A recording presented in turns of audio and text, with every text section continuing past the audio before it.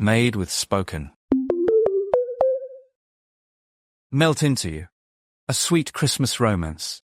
By Cassie O'Neill. Digital narration. Performed by multiple digital voices. Chapter 16. Rhys. Stairwells and takeaway. Ready for bed. I pick up my mobile and stare at it. But I can't bring myself to text yet. I need to get my head right. Figure out what to say.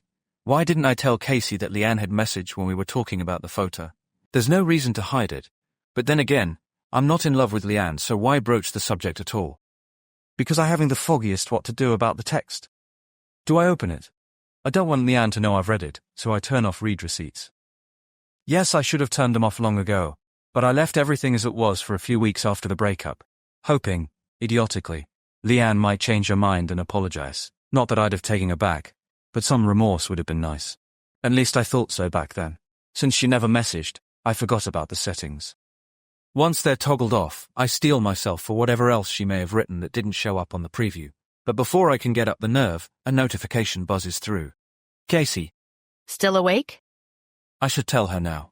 No, not over text. In person. And after I've read Leanne's message. Me. Hanging on by a thread. Casey. Should I say goodnight then? Me. Not so fast. Did you save the baby seals? Casey. LOL. Yes, we came up with a plan to prove we're harmless. Me. Thank heavens. I was so worried. Casey. Haha. Also went to my parents' place to talk to Mom. Me. This late? Casey. I'm only 7 minutes from home. Real adulting over here. Me. Nothing wrong with living nearby, so long as it was your choice. Casey. It was. Me. What did your mum have to say? Casey. She offered to deal with my dad, but I want to handle it. And she told me not to rush things with you. Me. Smart lady. Casey. She is. Me. No talking points for me then. What do I say if he brings up the photo? Casey. I'll show him the article and frame it as great publicity, which honestly it is. Casey. Oh, and I'll talk to Dad tomorrow. I'll handle it.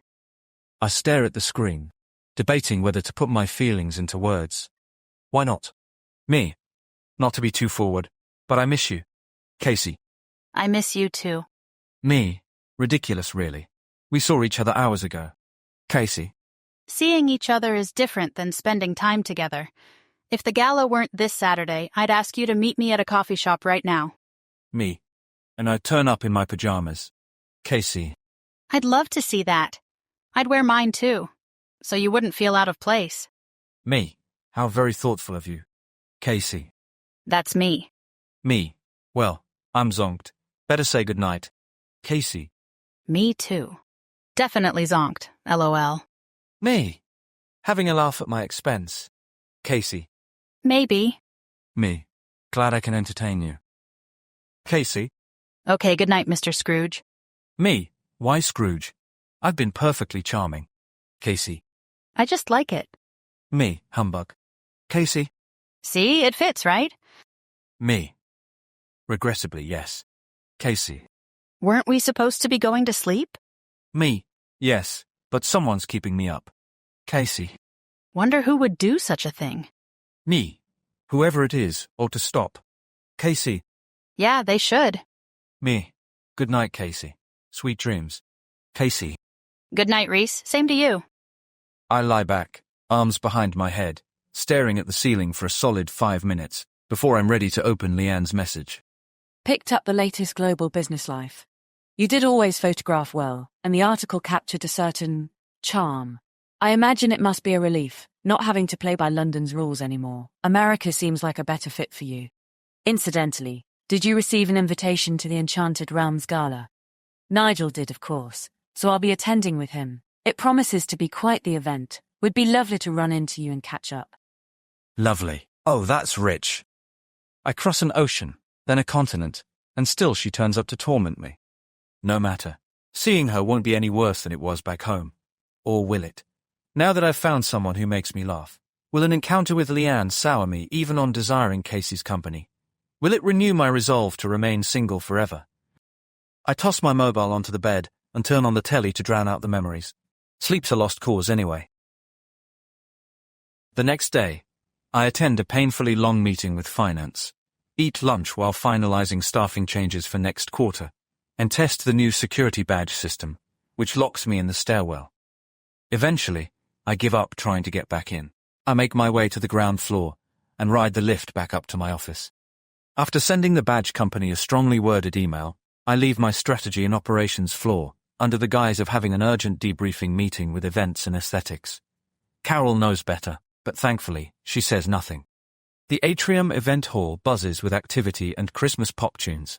Several people on ladders hang twinkle lights, snowflakes, and some very familiar lanterns from the ceiling. Men in coveralls guide extension cords under rubber cable ramps, and workers fit pieces of a temporary stage together, extending the permanent one. As the music switches to simply having a wonderful Christmas time, I scan the expansive 4-story meeting hall, and finally spot Casey in a silver blouse and navy trousers, knee-deep in a mountain of cotton batting. She's got a roll of masking tape on her arm, and a pencil between her teeth. Lisa hands her a staple gun. Casey takes it, and tucks the pencil into her hair at the base of her ponytail. I adore this side of her, hard at work, in her element. From the balcony, I watch appreciatively as the muscles move in her toned arms. My eyes drop to the taper of her waist and the curve of her hip as she adjusts, staples, assesses. Team members approach her, faces confused or frustrated. In a matter of seconds, though, Casey has solved their dilemma. They nod, smile, and move on with purpose. It's an orchestra, and Casey's the conductor. Everyone clearly knows the role they're meant to play. I can almost forgive that she's working this magic with Christmas decorations. Leanne was a hard worker, but it was all for the end result, for the money. It's evident Casey loves what she does, and she's created a work environment most people would kill to be a part of. Casey's passion for life seems to extend to all areas, work and play. That's almost more attractive than the swish of her lustrous hair or her full lips in a pout as she considers a question she's just been asked. Almost. Perhaps this is what I need. Some new fond memories to wipe out the old rotten ones. A way to reframe the holiday. Maybe Christmas doesn't have to be the thing Leanne ruined. My mind returns to the corner of my top drawer. The ring, I feel it pulling me down, holding me back. Ballantyne? Casey's assistant, Lisa, appears behind me. Her expression shifts from surprised to determined. Guess what? If you're here, you're working. She follows my gaze to Casey, and a playful gleam lights her eyes. We have a strict no spectator policy. You'd better be holding something sparkly in the next 5 seconds or I'll have you escorted out. What, me? I hold up my hands. No. I've got a strategy meeting in. Lisa grabs my arm and drags me down the curved staircase. Casey glances up as we descend inelegantly. Scrooge! Her turquoise eyes gleam as she twists a string of lights around the trunk of a tree. Her smile makes my heart swell. Lisa shoves me toward a table laden with piles of tea lights, snowflake baubles, and several ceramic tabletop trees. Hang one of these on each branch, she orders. I marches off, mumbling something about an ice sculpture stand. I lift an ornament by its string and search for someone to relieve me of it. Casey flits over and bumps me lightly with her hip. This is the last place I expected to see you. She takes the ornament from my hand and hangs it on an empty branch. All this Christmas stuff isn't making you want to run away screaming? Trust me, I'm screaming on the inside, I assure her. But you're not running away, she observes. Her hand brushes mine as we reach for the same ornament, and a thrill races through me. Not anymore, I murmur. Progress, see? She continues decorating the tree as if it's second nature. My contribution is almost nil compared to how quickly she works. Did you have lunch already? She asks. I glance at my watch. It's 2:45. I ate hours ago. Haven't you? No time for meals the week of a big event. I live on energy bars and coffee. Sounds healthy. She laughs. Yeah. An ornament now hangs on each of the branches, and she's moved on to another tree. Should I be doing more? Lisa assigned this task to me. Don't mind her. She gets tunnel vision when we're in the middle of event prep. I bet if my dad walked in right now, she'd have him making gingerbread chateaus. Chateaus, eh? I ask. One side of her mouth lifts. Houses are common. This party's upscale. Indeed. Speaking of dear old dad, what did he think of our expose layout? Oh, I can't believe I forgot to tell you. She rolls her eyes. When I showed him the article, he said people will print anything to sell an issue. Then he had the nerve to ask, "Aren't you too young to be dating?" Surely he wasn't being serious. I know some dads joke that their daughters aren't allowed to date until they're 40. Perhaps that's what he meant. She rubs her face and lets out an irritated breath. Maybe. Anyway, I assured him you were a perfect gentleman. He was super busy, so he didn't ask any more questions. We're safe, for now at least. Well, you're safe anyway. He might have just put the order in for my head on a platter. I glance at the clock on the wall. I'm afraid I must dash. My next meeting starts soon, and I'll have to wait for the lift to avoid having another stairwell incident. She stifles a laugh. Did the new security badge lock you out? Yes. How did you know? Those things are so glitchy. I feel like there must be some secret, like blowing on a game cartridge or banging it against the railing to get it to work. How'd you get out? The ground floor exit. It's always open. Oh, right. Have you been locked out as well? No, but I've heard a lot of other people complain about it, and I had to rescue Lisa twice yesterday. You're tech-savvy. Maybe you can design an upgrade or fix whatever's broken, in your spare time. Right. Well, I'd rather hope to spend any free time I have with the head of events and aesthetics, but she's a tad busy this week. That girl? She blows a stray strand of hair out of her face. Such a workaholic. That she is, but you know what? She's quite brilliant when she's in party setup mode. I take in the entire room, and my eyes catch on the underside of the large second-level balcony above the stage. Is that... Casey, it's beautiful. What? The lowly tinfoil? She asks with a hint of sarcasm. It's even better than the White House version. You think so? I added the red and blue to match the nutcracker colors. I check my watch. You'd better go. Why don't you stop in after work? I'll be running the show well into the night. Right. I'll do that. I wonder what she'd do if I carried her off, tape pencils and all, and kissed her in some forgotten corner of the building until someone sent out a search party for us. Instead, I nod like a proper gentleman and walk away. 10 minutes after everyone's left for the day, I wrap up the final touches on my AI policy memo, then slip my laptop into my bag, shut out the lights, and let my office door close behind me. The bare walls of our Stratton Ops floor glare at me. Tearing the reef down back in DC was uncalled for. I make a mental note to buy a few and hang them up. Just because I have issues with Christmas, it doesn't mean I need to ruin everyone else's. As I stroll through the dark and empty cubicles, my fingers trail along the garland adorning Carol's desk. She wasted no time decorating this one. But it's not as tacky as I once thought. It adds just the right amount of cheer. A framed family photo on her desk catches my eye, and I pick it up.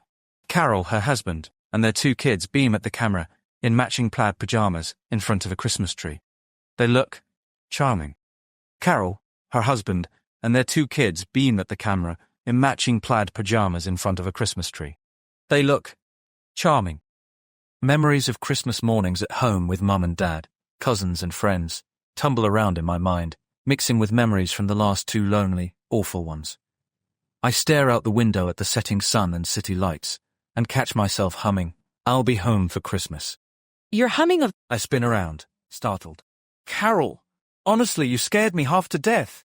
So sorry, sir. Didn't mean to. Just forgot my water. She leans around me and picks up her bottle. Trying to drink 2 of these a day, you know. I lift her family photo in explanation and replace it. We do a pajama picture every year, silly as it is, but the kids love it, and I know it's worth it for the memories. She pauses for a beat. You know, if you'll excuse my saying so, it's never too late to embrace the holiday and make some memories of your own. I open my mouth to say my life's fine the way it is, but I'm not sure I believe that anymore, so I close it. And I wonder, she continues, if Miss Briggs' magic isn't rubbing off on you in the slightest. She's hard to resist. Her enthusiasm, I mean. Yes, her enthusiasm. I agree. Good evening, Mr. Ballantyne. Good evening, Carol. Before you go, do you know Casey's favorite takeaway restaurant around here? She grins. I haven't been here long enough, but I'm sure Piper does. Let me send her a text. When I enter the atrium event hall after hours, I'm shocked at the transformation. Large swaths of gauzy fabric and twinkle lights cover the ceiling. Faux birch trees line the edges of the enormous hall, and cotton batting surrounds the bases of the trees, replicating quite convincing snowdrifts.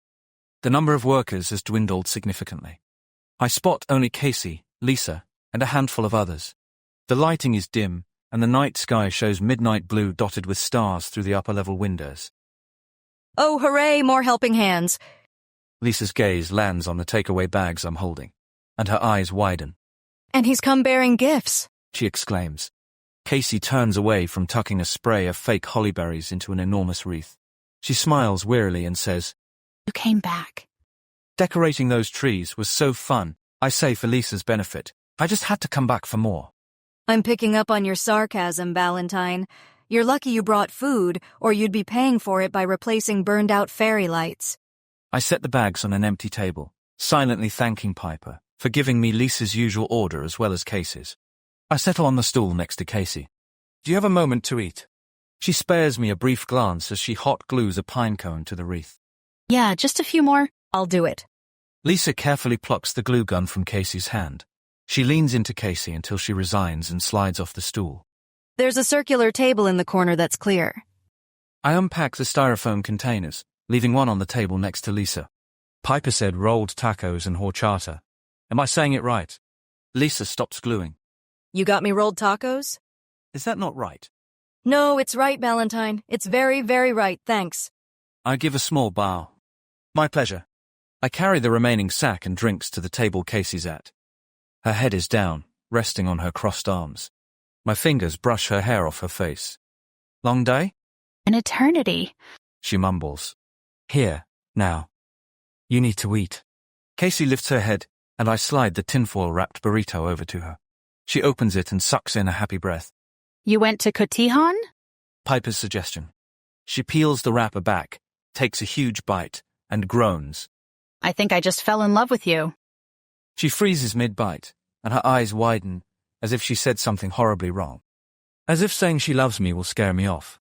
And to be honest, last week it might have done. But things are different now. Don't worry, tired girl. I assure her. I won't read anything into it. Her shoulders relax, and she continues eating. I open my container of street tacos and join her. This sort of cuisine is new to me, but it's absolutely delicious. I fully understand the groan Casey let out when she first bit into her burrito. She takes a drink. I have to ask, I say, what is horchata? I don't actually know. Want a taste? She slides it over to me. I take a sip and make a face. Must be an acquired taste. You don't like it? It's sweeter than I bargained for. She shrugs and takes a few long pulls. I love it. That's all that matters then. We eat in companionable silence for a few minutes. I alternate between studying Casey's perfect facial features, her high cheekbones, delicate nose, full lips, and watching the event come together around us. All right, you two. Lisa calls from across the room. Break time's over. We exchange a conspiratorial glance and begin cleaning up our mess. While Lisa eats, Casey picks up where she left off, and I resume my position, watching. Can I help? I ask. Do you want to? Casey says warily. No, I thought I'd get your hopes up before I dash off home. She laughs. How about stuffing these clear ornaments with confetti? Teach me. The next 3 hours pass, in a blur of stapling, wrapping, hanging, and assembling. By the time we call it a night, I've gained a new respect for how much work goes into event decor. Someone has to source the decorations. Someone has to install them. I'd never stopped to think about the sheer amount of behind-the-scenes work until tonight. At 10:30, Casey stretches and says, All right, I'm calling it. Yes. Lisa throws her hands up like a MasterChef contestant hearing the final buzzer. I'm out. See you tomorrow morning, boss. Later, Ballantyne. She hugs Casey, gives me a hearty slap, and is out the door before I can offer to walk her out. Should I follow her? I ask, rubbing my arm where her hand landed. She's scarier than anything in our parking lot, trust me. She takes jujitsu with my brother. Casey must see I'm not convinced. Relax, the security guard on duty will walk her out, promise. I nod, but the tension in my shoulders remains. I need to tell Casey about the message from Leanne. But how? She picks up her satchel. I take it from her, and we head to the exit. Casey, I need to tell you something. Uh-oh, that doesn't sound good. I rub the back of my neck. My ex messaged me. She's coming to the gala with Nigel. Casey halts. Wow, you're still coming, right? You have to be there. I pinch the bridge of my nose and exhale. I want to. The timing is just, Awful? she asks. Truly awful. But I do plan to be there. The cool night air envelops us as I hold the door open. We make our way to Casey's SUV through the deserted car park. The security guard nods at us as we pass. Can I ask you something? Casey says. Sure. I hold her bag out for her.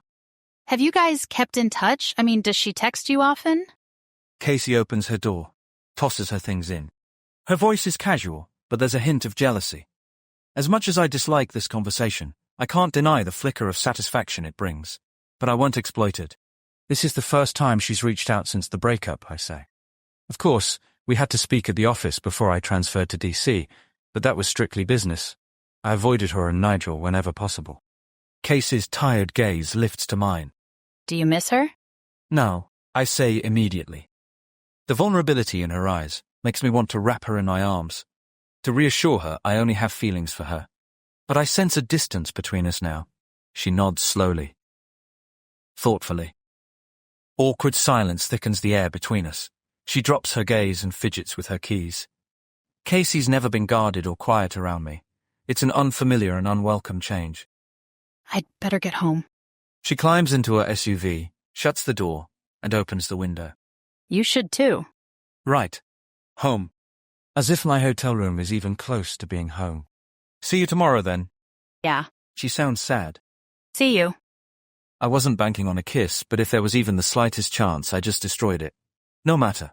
I needed to tell her, and even though my stomach twists as she drives away, I don't regret my choice to be honest with her. Chapter 17. Casey. Infinite Realms. Yesterday was a blur. Lisa, the team, and I worked from sunrise until nearly 10. Rhys brought us dinner and stayed to help decorate again. Neither of us mentioned Leanne coming to the gala, so I guess we're not discussing it. Anyway, if the change I've seen in Rhys's attitude toward Christmas, and me, is real, I won't have anything to worry about.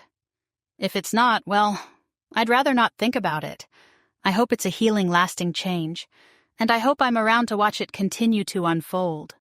Hey Siri, call Claire, I mumble, rubbing one eye while steering with the other hand. Hey, Case. Claire answers. What's...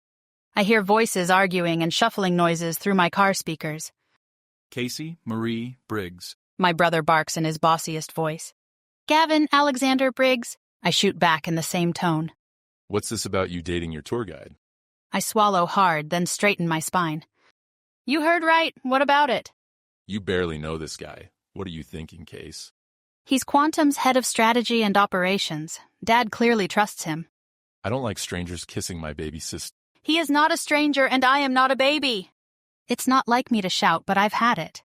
Rhys is a gentleman. He's thoughtful, respectful, and this is none of your business. I can make my own decisions. Okay, easy, back up. I didn't mean it like that. I don't want you getting hurt. Then come to the gala tomorrow and meet him for yourself. Sorry, sis. Claire's my rep. You know how I feel about quantum parties.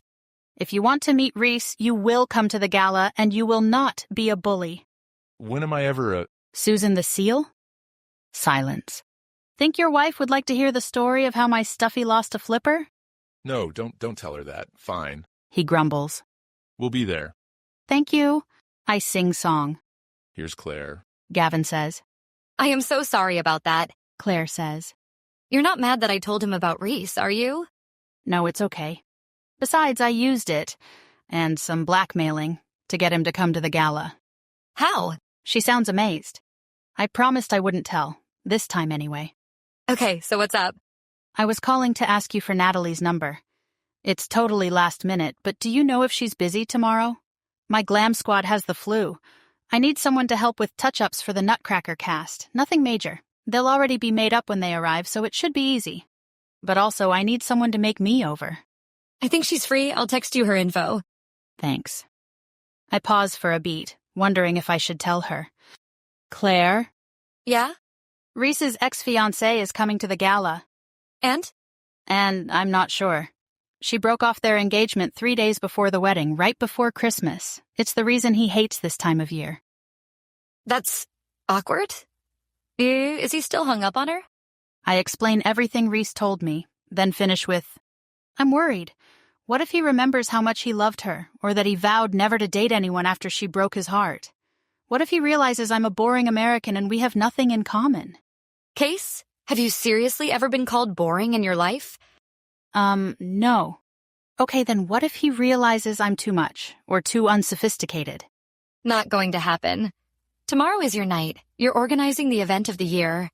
Everyone will see how amazing you are, including Rhys. I let out a breath. You think so? You've got this. Don't let this minor hiccup make you second-guess yourself. If seeing his ex makes him turn his back on you, he's not worth your time to begin with. As much as I want to believe this, Leanne's text has played on my insecurities, and Rhys's tendency to run has me worried. But still I say, "You're right, thanks sis, can't wait to see you tomorrow." Can I help in any way? Just Natalie's info, I'll text you if I think of anything else. Okay, sending it now. We say our goodbyes and hang up. I park next to Lisa's gray Bronco and check my vanity mirror. Gah, I'm sporting a full-on Night of the Living Dead look. No makeup, purple under-eye circles, and a messy ponytail. Classy. I'm going to need Natalie's magic to fix me up tomorrow if I can't get some sleep tonight. Which I won't, of course. I rarely sleep more than a few hours the night before big events. A knock on my window startles me. Lisa. I roll down my window. We need to— Whoa, are you all right? Her eyes widen as if to say, "What happened to you?" "What, you don't like my zombie look?" It's not that bad. She lies, then switches to her business voice. So one of the linen steamers isn't working. Do you have yours? Always. I press the button to open the trunk. Get any sleep last night? Lisa asks. About 4 hours. I groan as I slide out of my SUV. You? 6. She brags. Must be nice. Lisa grabs the steamer. Maybe if you weren't staying up late thinking about Scrooge. I haven't been losing sleep over him. I'm worried because his ex-fiancé is coming to the gala. Well, that's dumb, she says. I'm sorry. Come on, Maya's waiting for this thing. You can fill me in while we stage Drosselmeyer's workshop. All the linens for the walls and ceiling have arrived. Please tell me they sent the right colors this time. Scarlet, royal blue, lavender, and gold, right? Oh, thank goodness. I vent my frustrations and worries about Rhys as we hang the linens in circus tent fashion. We're so busy I don't notice my dad leaning on the upper-level balustrade until Lisa points him out. Of course Jack, Dad's mini-me, is next to him, arms crossed and scowling. They've been here for 10 minutes already, Lisa whispers, arranging the music box favors on a rustic wooden workbench. I didn't want to break your concentration, but since this seems like more than a quick peek. Right. Can you go feel it out? I can't handle Jack this early, but we do need him here for the run-through at 2 since he's handling the awards segment. Make sure he knows that, please. On it. She powers up the curved staircase, and I return my focus to arranging the food service table decor. I refuse to let their presence derail me today. I watch from my periphery as Lisa chats with my dad and my brother. Well, not Jack. He stares up at the arched, paned glass ceiling. Probably wondering how we hung snowflakes and lanterns from it and powered them, I think smugly. Not that he'll admit he's impressed by what I do. Whatever, I don't care what he thinks. This space is already fabulous, and we're not even close to being done. I continue setting up baskets and jars in the main dining area. It's made to mimic Act 1 of the Nutcracker Ballet, a lavishly decorated 19th century drawing room with a Christmas tree stretching to the second-floor balcony, velvet drapes, golden sconces, and a few pieces of antique-style furniture. I've finished hanging the fabric in a circus tent facade when Lisa returns. So what's next on the agenda? She asks, her voice too bright. I stare at her. Is she seriously not going to tell me what Dad and Jack wanted? What? Lisa asks, all innocence. I level an impatient gaze at her. What did they say? Oh, you know, Leo being Leo, Jack being Jack. And it took that long? She shrugs. They had opinions. Did they mention anything about the Prism Award? What? Why would they? She babbles. You know how secretive they are about that stuff. Oh, yeah. Why am I even thinking about the award? It's really not that important. Of course, when Priya stepped down from this position 2 years ago, she'd won 3, but she headed up events and aesthetics for over 10 years. So, Lisa taps her tablet screen awake. The Releve Cocktail Room, Pas de Deux Lounge, and Sugar Plums suites are all staged. That leaves Clara's conservatory and snowflake stroll on the rooftop, as well as the finishing touches on the drawing room. We can tackle the realm of amusements once the karaoke and floor video game rentals arrive at noon. Also, since we changed the donations from the large treasure cash box to digital currency only, we should test that the app is working. I close my eyes to center my swirling thoughts. Please tell me we're going to get all of this done in time. You don't need me to tell you that. Are we ever late? The Mardi Gras party Was not our fault. That caterer was a joke. They overpromised, understaffed, and left us scrambling. But between the heavy hors d'oeuvres and our team filling in the personnel gaps, we still pulled it off. Yeah, we did. You're a fantastic event planner, Casey. Everything will be great, and we'll handle whatever chaos tries to crash this party. That might include Rhys's ex. Would it be wrong of me to stalk her social media accounts? Of course not. Lisa's words drip with irony. We need to know the specific needs and wants of our guests. I'd say it's your duty to stalk that woman. What's her name? I'll get you started. Leanne? I don't actually know her last name.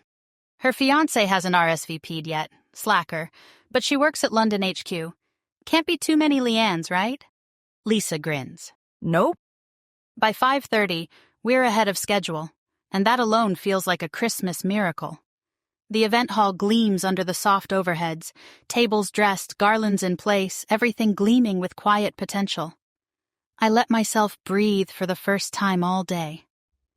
Then my stomach ruins the moment with a loud protest. Apparently, peppermint mochas don't count as lunch. Heads up, McBroody's incoming, Lisa warns as she clicks the last piece of the balloon arch frame into place. I raise an eyebrow. Binging Grey's Anatomy again? What else am I going to do?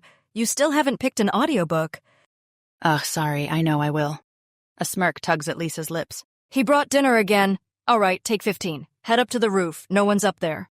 My heart squeezes. I like him, Lise, more than I probably should.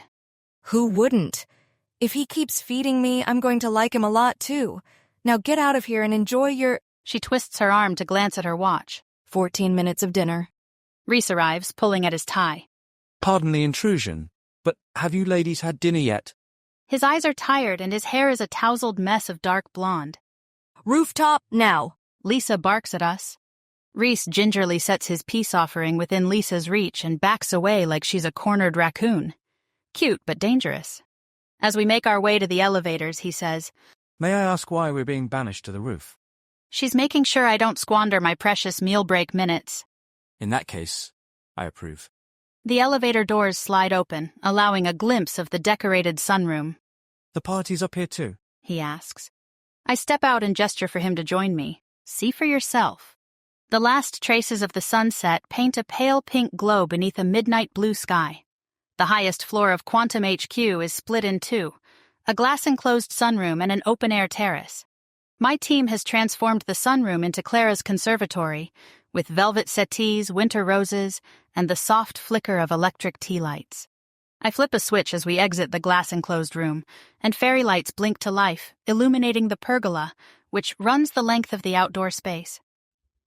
We call this section the Snowflake Stroll, complete with clusters of wind chimes crafted from antique metal keys, wooden steampunk-style gears, and various colored crystal snowflakes.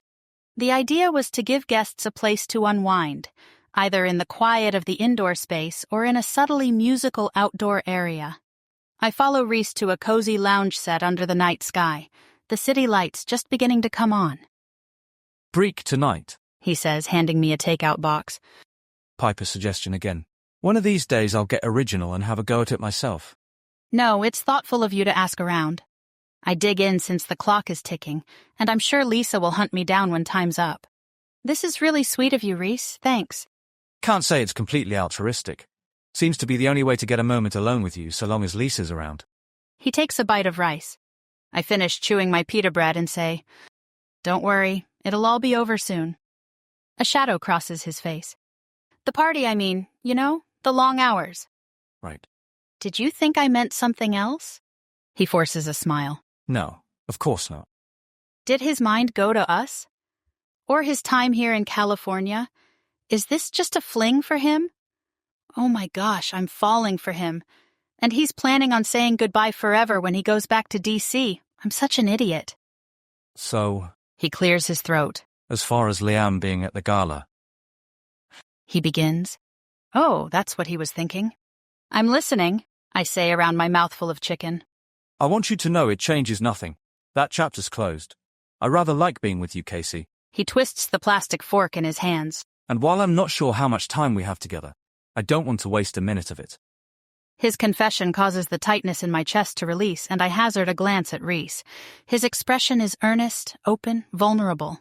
I feel the same. Are you still leaving at the end of next week? It's possible I'm staying longer, depending on how long it takes to get things in order. And operations are quite messy at the moment. Oh? Not that I'm happy his department is a mess, but it gives me hope that he could stay a while. Unspoken questions hang in the air between us. What happens when he leaves?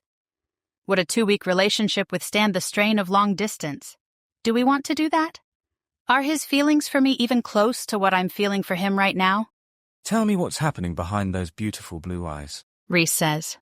Everything is so new and uncertain. I'm a little anxious. About what? You. Me. Your ex. Everything. I sip my water to chase the sudden dryness in my throat. Rhys scoots closer. Casey, for 2 years, I've only allowed myself to think about work, sports, and occasionally, friends. Yet somehow, He takes my hand, brushes his thumb over my knuckles. you've changed that in a week. Oh, be serious. I search the depths of his chestnut eyes for any signs of deception. There are none. Truly, I rather wish I could switch it off, at least at night. I haven't slept properly in days. My eyes sting, and I press my lips together, touched at his admission. Me neither. My fault, or the gala's? Both. His teeth rake over his bottom lip. I wish I could promise you we'll give this a go, make it work no matter what. But this is your home, and my time here is limited. So where does that leave us? My eyes remain fixed on his lips. What are you saying? I'm not saying anything. I'm asking a question. Starting a conversation about us. I wish I hadn't. Snap! A jolt of darkness follows the abrupt sound. A peculiar whine comes from somewhere inside the building. I jump up. Rhys remains seated, maintaining his hold on my hand. Just a tripped fuse, Case. My cheeks warm, and my heart pounds at the combination of the blackout and his use of my nickname. I pull away, heading toward the stairwell. I have to find out what happened. Stay. He entreats. You've prepared them for this. Trust your team. They know what to do. How do you... I'm torn between the need to be with Rhys and the urge to steer my ship to safety, to be there for my crew in crisis. It's probably the karaoke machine again overloading the... Rhys stands, takes my hand again, and calmly leads me to the glass railing. I cast one more glance at the emergency stairway. He pulls me to him, my back to the exit, and my breathing quickens. The moon highlights the amusement in his eyes. Do you always worry this much? He drawls. A smile tugs at my lips, remembering my question to him. Only when it comes to the biggest event of the year, I whisper. Reckon security'll be down another few moments. He murmurs, his voice and accent deliciously thick. He lowers his head to mine and presses his lips to the corner of my mouth. I shift so our lips meet, and our mouths move together in a kiss I've been waiting 2 days for. Above us, the wooden wind chimes emit a soft, hollow clatter, and the metal keys jingle. The world melts into a blur of city lights and barely visible stars. I want to wrap myself around him, climb inside his warmth somehow. We shouldn't be kissing at work, but I couldn't stop now, even if I wanted to. I'm caught up in the softness of his lips, the rough rasp of his stubble against my palm, and his hand at the small of my back, pressing my body to his. My fingers slide up his suit jacket and intertwine at his neck. This kiss excavates a jumble of emotions. Sweet, relieving the ache to touch him that's been constantly humming beneath my consciousness. Bitter, not knowing if we have a future and wondering if I'm getting in too deep. A sudden whir resonates as the sunroom and fairy lights flicker to life again. We break apart. I turn, reaching toward the exit, but Rhys pulls me back. He rests his forehead on mine. Told you they'd sort it. His mouth lifts in a rare, genuine smile for maybe the second time since I've known him. It makes me forget about the power outage. You were right. Spot on. I say in a poor attempt at a British accent. His smile impossibly brightens and he chuckles. That was dreadful. I laugh. Get used to it. Lisa's voice cuts through the air. I think I'm going to be sick. She's materialized like the ghost of Christmas present. Rhys and I jump apart and straighten our clothes. Lisa stands in front of the sunroom door, arms crossed, army-style boot tapping impatiently. Of course, she's rocking military-inspired threads today. Lisa, I say brightly. Everything okay? Yeah, Lisa exhales and approaches us. we're not even sure what happened, but wouldn't you know it? Lisa shoots Rhys an accusing look. Jeff was searching for Ballantyne. He offered to help and had it back on in minutes. I could have done it myself, but I wasn't going to argue when he offered. Rhys was right. My team handled it. We've planned for every possible mishap, power outages included. See? He murmurs into my ear, sending a shiver of chills down my spine. Come on, turtle doves. Security cameras are rolling again. My eyes widen as I think, does Dad know? Lisa shakes her head, reading my expression perfectly. No, Leo actually left right at quitting time today. Your mom came to collect him for the benefit. Oh, right, good, I say. Why was Jeff looking for me? Rhys asks. He noticed you'd left your briefcase. Thought you might need it. I wonder how he knew to find you in the event hall. Lisa says suggestively. Rhys rubs the back of his neck. Left it behind in the mad dash for takeaway, apparently. Uh-huh, Lisa says. let's go. We trail after her, and Rhys's hand brushes mine as the elevator doors slide open. I wrap my pinky around his. Lisa scowls at her tablet, rattling off 17 things we need to accomplish in the next hour. Things I already know by heart. I wrote the list after all, but I appreciate her ticking them off for me now because my brain's still foggy from the kiss. McBroody? Lisa asks. You sticking around? We could use the help. Sure. Nick, what now? Rhys asks. She ignores his question and glances at our intertwined pinky fingers. And no funny business. You and the boss here will be stationed at opposite ends of the room. She needs to focus on something other than how well you fill out a suit. Chapter 18. Rhys. Behind the scenes. I drop my car keys onto the granite worktop and toss my briefcase onto the sofa. The microwave clock reads 10:30 as I drag myself, eyes burning, to the bedroom. Casey sent the entire crew home at 8, insisting they head straight to bed so they could be ready for the big day tomorrow. She, Lisa, and I stayed on, tweaking the uplighting, testing the snowflake projectors, and triple-checking the fuse board. Should another fuse blow during the gala, I dare say the current between Casey and me could power the whole place. It was, quite frankly, excruciating to be prevented from touching her, until we all walked out to our cars. Luckily, Lisa left before us, so I pulled Casey in for a long kiss goodnight. I run a hand through my messy hair and check my mobile. Nothing. Well, I must make certain she's made it home safely. Mustn't I? Me. Home safe yet? Casey. Yes, sorry, just walked in. Me. Good. Get some shut-eye. Casey. Don't have to tell me twice. Me. Get some shut-eye. Casey. Hilarious. Me. I'm flattered. Casey. Good night, Scrooge. Me. Haven't I earned a new nickname? After all I've done to help with this Christmas party. Casey. You'd prefer McBroody? Me. Definitely not. Casey. You tell me then. Boyfriend. The word surfaces, uninvited and far too soon. I won't type it. Not because I don't want her to be my girlfriend, juvenile as it sounds, but because it would read like a promise. One I might not be able to keep, however much I wish otherwise. So I play it safe. Me. That's not how nicknames work. Someone else has to bestow them. Casey. Then I guess you're at my mercy. Me. I like the sound of that. Casey. LOL. Go to bed, Rhys. Casey. Hey, if you're too tired in the morning to come help, it's okay. You've done more than enough already, as long as you're there for the gala itself. Me. I'll be there as planned. Early. Casey. Thanks, Rhys, for everything. Me. My pleasure, Casey. Truly. Casey. Night. Me. Yes. Good night, gorgeous girl. I almost delete the last two words, but it's late, my defenses are down, and I honestly mean them. Feel them. So I press send and hope I'm not setting us both up for a more painful goodbye than it already will be. As I paw through my top drawer for a sleep shirt, my hand collides with something solid.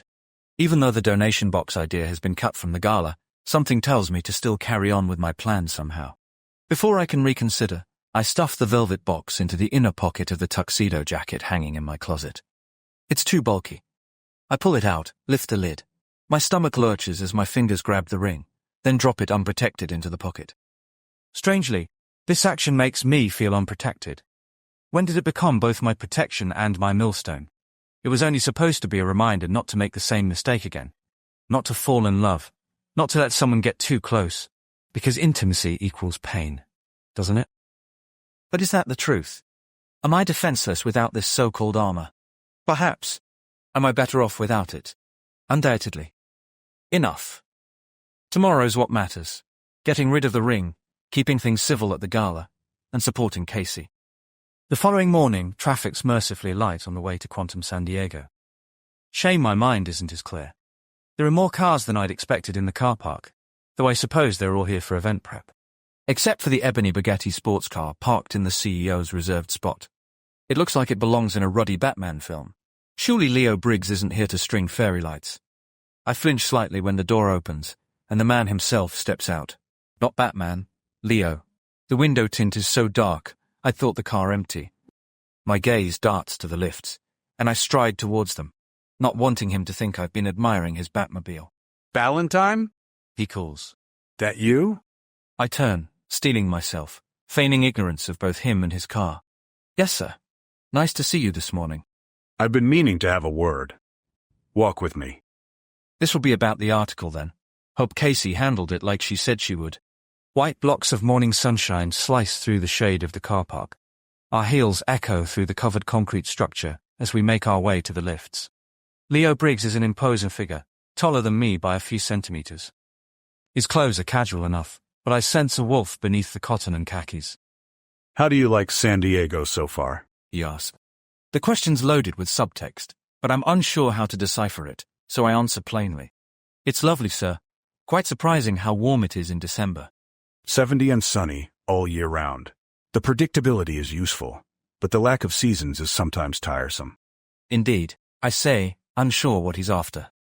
The silver doors slide open, and we step inside. I feel a slight shudder of trepidation at being cornered. Not because he's the most powerful man in the quantum empire, but because he's Casey's dad. The doors fit tightly together, and he drops the pleasantries. I'd ask what you're doing here so early this morning, but I already know. My jaw tenses. I say nothing, still unsure of what he wants from me, from this conversation. When I asked you to give my daughter a tour of the White House, I assumed you knew it meant in a professional capacity only. I specifically said not to try anything funny. I beg your... Let me finish, Ballantyne. I take in a breath and hold it discreetly. Since the professional boundary has already been crossed, I expect two things. I'm desperate to argue, to defend myself, but I can tell Leo Briggs won't tolerate being interrupted twice. And what would I say exactly? It's not what you think? I'm leaving soon, so it's not serious? Of course not. So I let my breath out slowly, take in another, and hold it. A tiny part of me wonders what he's seen, and worries if he somehow knows I cannot commit to Casey completely. There are too many unknowns. Leo continues, eyes narrowed. 1. If this is going to continue, you and Casey are required to fill out a disclosure notice. At this, I exhale and bite the inside of my cheek. Let him talk, or you'll regret it. Stay quiet for Casey. The lift settles, and the doors open. We exit. Leo takes 2 steps and halts. I do the same. 2. I like you, Rhys. Your work ethic is superior, your leadership skills are commendable, and you come from an excellent family. At least on paper. I want to say that's not an expectation, not his second point, but I'm sure being cheeky would be a mistake. Casey's my only daughter, and the best event planner this company's ever had. So, if you're looking for a plaything or someone to pass the time while you're on this side of the pond, I suggest you tell her it's over. Immediately. Anger rises in my chest. How is this conversation in Casey's best interest? Has he spoken to her about any of this? She said he laughed it off when she showed him the article. Seems to me that was just for her benefit. It might be a mistake to engage, but I've bitten my tongue long enough. And may I ask what Casey said when you spoke to her about this? His gaze narrows, and his lips press together. He sees my question for what it is, an accusation. I stand by what I said, but I don't want to lose my job, so I try a little diplomacy. What you've built with Quantum is beyond anything I've seen, sir. I'm truly grateful for the opportunity to stay on after the merger and travel. But Casey is not a plaything to me. I just wonder. I break off, not sure I should say this. His mouth tilts into a smirk. What do you wonder, Ballantyne? The words are a dare. I accept, although it's probably daft of me. I wonder what she'd think of you coming to me rather than asking her how she feels first. I want to add, how is that treating her like an adult? But I don't. Daddy? Casey's voice rings out. I mean, Dad, is that... She tops the stairs, looking gorgeous as always in a black blouse, trousers, and trainers. The all black brings out her dark hair and lashes and makes her blue eyes pop. I almost forget how angry I am with her father. Oh! Her voice rises an octave. What are you... So you two have officially met? Or should I... Her eyes dart back and forth, brows lifted. We've met Casey. Leo seems momentarily lost. He reaches a hand for her, seems to decide against it and straightens his collar. In this instant, I see him falter in his battle between father and boss, between wanting to honor Casey's grown-up wishes and still wanting her to be his little girl. My anger abates because it seems Casey's caught in the same struggle, still calling her father daddy and then correcting herself. Leo clears his throat, seems to regain his confidence. Rhys and I were discussing how proud we are of the transformation you've achieved in only a few days. He claps me on the shoulder and squeezes hard enough to show dominance, but not enough to dislocate it. Barely. I duck out of his grasp, feigning interest in the ceiling treatments I helped install. This is months of work, Dad, not days. Yes, I know, he says dismissively. Then he moves to the glass railing and scans the atrium event hall, the snowy birch tree entrance. High-top cocktail tables wrapped in thick, shimmery ballet slipper ribbons and topped with music boxes. The ballroom accented with rich tapestries and a stylish backdrop that reads, "Welcome to the Quantum Enchanted Realms Gala." Leo's eyes widen and his jaw goes slack. Not enough to open his mouth, but enough to tell he's impressed. I was here yesterday afternoon, but it looked nothing like... So you approve, oh difficult one? Casey's eyes clearly show the praise she craves from her father, has been craving for who knows how long. Leo doesn't answer. Dad? Casey asks again, deflating slightly. His expression softens, and he stares at Casey in awe. This is good, Casey. One side of his mouth curves up, and he taps the railing twice with a knuckle. Really, really good. A mobile chimes. Leo slides his out and studies the screen for a few seconds. I've got to go. The repairman's here to fix the stairway security badge issue. I'll see you tonight. Casey seems at a loss for words. Her dad pulls her in for a quick embrace, and then he's off, powering down the hall. She turns to me, with a bewildered smile on her face. Did he just admit that I've done a good job? Chapter 19. Casey. The key. My father disappears as the elevator doors slide closed and Rhys and I are alone. Well, alone in this event hall full of workers. That was a nice moment, Rhys says. It was, surprising but nice. Then I remember my dad was alone with Rhys for who knows how long, and a private chat with my dad rarely leaves anyone unscathed. What did he say to you? I grab his face, angle it this way and that, checking for scrapes or bruises.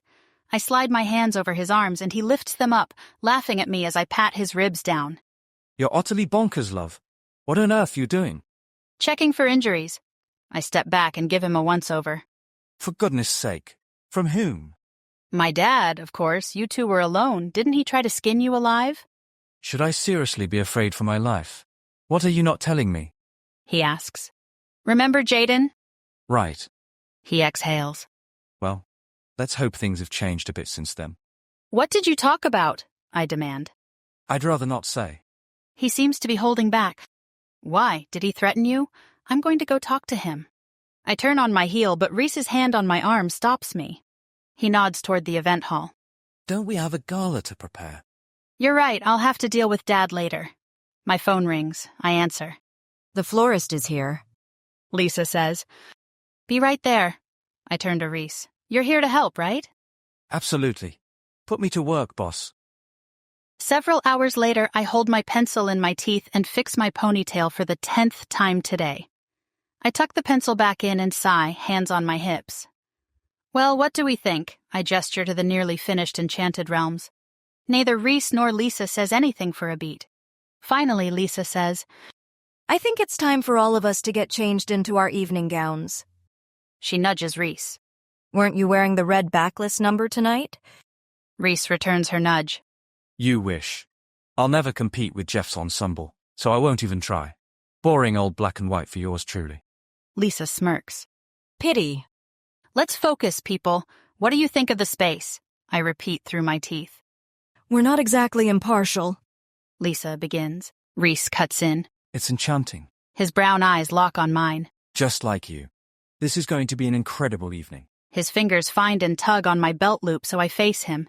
He plants a kiss on my forehead. I can't believe this is the same event hall I stepped into less than a week ago. If your dad was impressed with the setup 4 hours ago, he'll be gobsmacked when he sees it tonight. I laugh. Gobsmacked, huh? He touches the tip of my nose. Thought you'd like that one.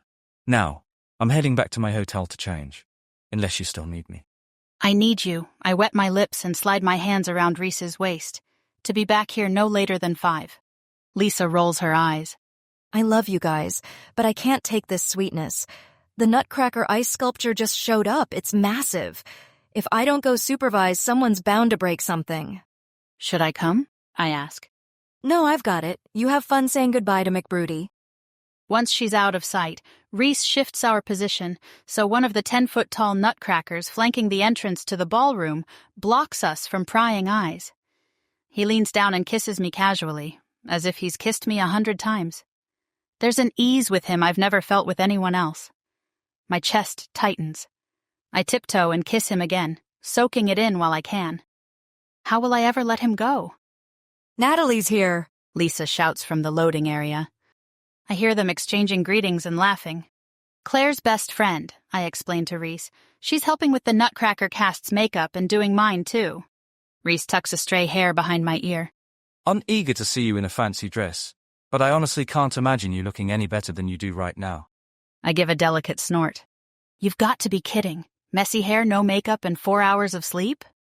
Rhys's eyes rake over me with a heat that has my heart racing. You're stunning, just like this. I'm speechless. I can tell he means what he's saying, but I almost can't believe it. All the guys I've dated have preferred the made-up, dressed-up version of me. How is it that Rhys thinks I'm pretty in my current state of harried, sleep-deprived event planner hot messiness? He brushes his thumb across my bottom lip. I love watching you work because you light up. Not from the glitter or the lights, but from the inside. I never knew a party could have a pulse, a soul, but you've brought this place to life, Casey. I admire your passion. It shows in every corner of this space. Again, I struggle to find words. His eyes crinkle at the corners, and I can tell he's enjoying taking my breath away. He steps back and leans against a nearby table. I swallow and attempt to condense my foggy thoughts into words. I like you just like this, too. My fingers refold the collar of his polo shirt that's already perfect. You actually seem happy around all this Christmas paraphernalia. There's a secret to it.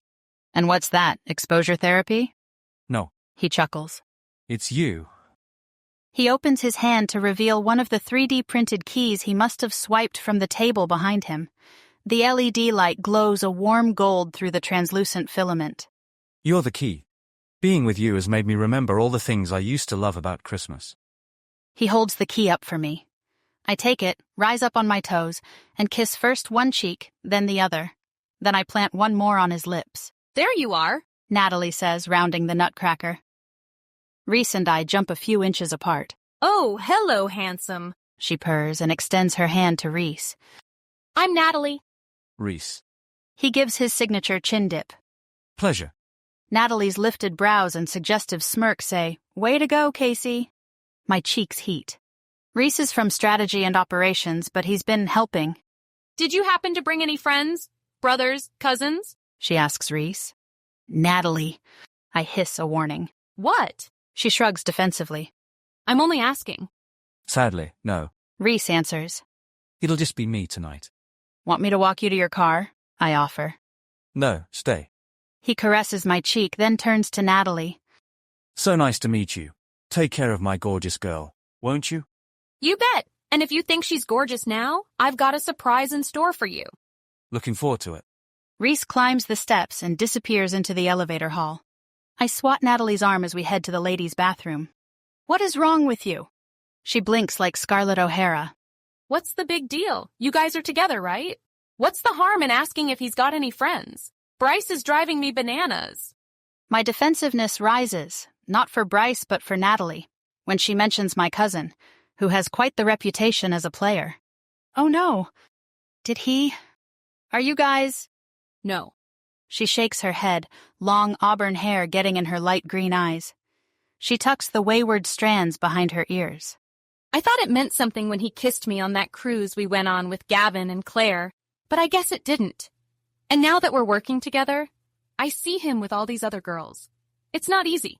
Should I have Gavin sneak in a few low blows when they're teaching their MMA classes? She laughs once. Thank you, but no. I want to forget about Bryce tonight. Let's talk about Rhys. He's all hot and smoldery and stuff. Seems like he's into you. How's that going? It's good. Great, I say unconvincingly. I sense a but. This is a temporary assignment for him. His home base is in D.C. Is that all?